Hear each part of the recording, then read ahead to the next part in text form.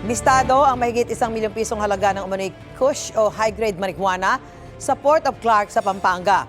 Ayon sa Philippine Drug Enforcement Agency, galing Los Angeles, California sa Amerika ang parcel na idineklarang mga pantalon. Dumating daw ito sa Port of Clark nitong Lunes. Nadiskobring illegal na droga pala ito nang magsagwa ng parcel profiling ang Bureau of Customs.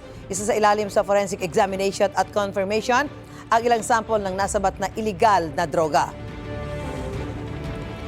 Mahigit 54 na milyong pisong halaga naman ang hinihinalang shabu ang nasabat sa bypass operation sa Naga, Cebu. 4 ang arestado sa operasyon kabilang ang isang nasa target list ng PDEA.